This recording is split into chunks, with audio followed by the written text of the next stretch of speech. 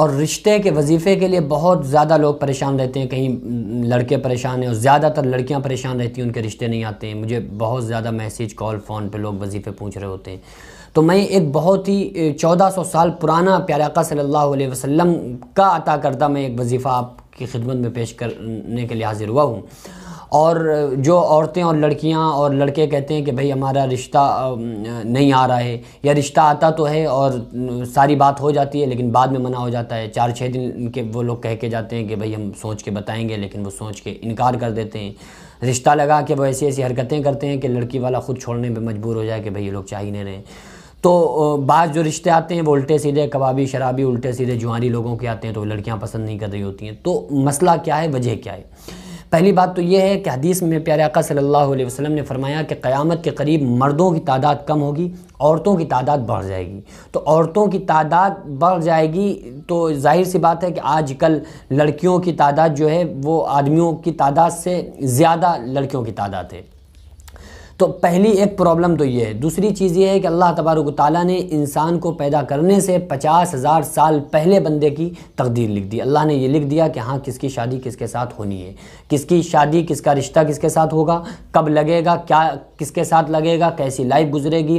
اور یہ بھی تقدیر میں سے ہے۔ بعض آپ یہ کہیں کہ بھئی جب یہ تقدیر میں لکھا ہوا ہے کہ ہمارا جب ٹائم آ جائے گا تو رشتہ لگ جائے گا، تو یہ وظیفوں کا کیا مطلب ہے؟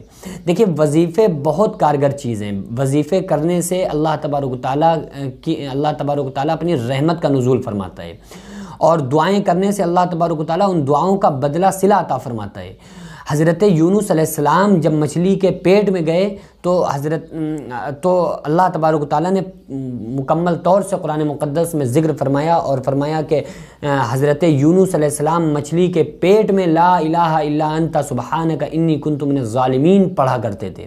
اور اللہ فرما رہا ہے کہ اگر میرے نبی یونس مچھلی کے پیٹ میں اس دعا کو نہ پڑھتے ہوتے تو انہیں قیامت تک مچھلی کے پیٹ سے نہیں نکالا جاتا، بلکہ یہ مچھلی کی غذا بن جاتے۔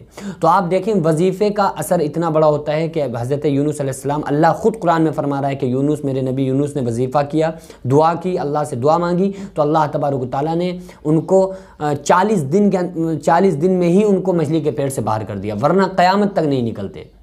تو بہرحال یہ اللہ نے قرآن مقدس میں ارشاد فرمایا۔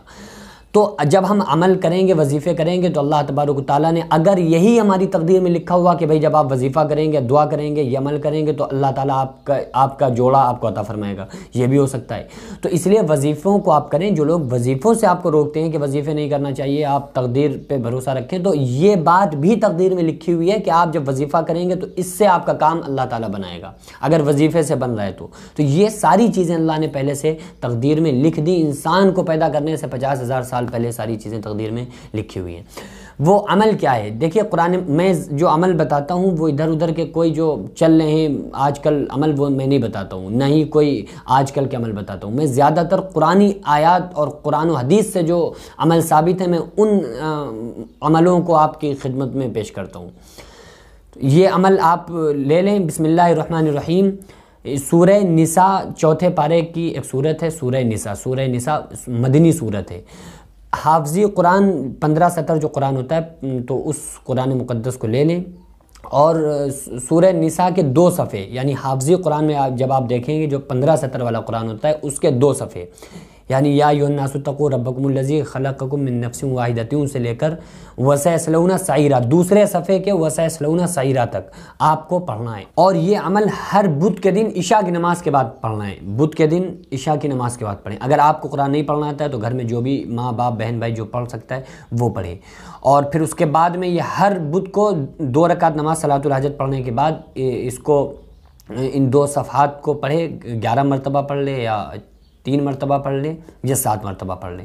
پڑھنے کے بعد اللہ تعالیٰ سے دعا کرے کہ اللہ ہم کو ایک صحیح نیک صالح رشتہ عطا فرما، تو انشاءاللہ اللہ تبارک و تعالیٰ اس کے برکت سے آپ کو بہت جلد آپ کو کامیابی عطا فرمائے گا، آپ کو اپنے مقصد میں کامیاب بنائے گا۔ آپ کے لیے کوئی رشتہ جو صحیح رشتہ ہوگا اللہ تعالیٰ آپ کے لیے صحیح فیصلہ فرمائے گا۔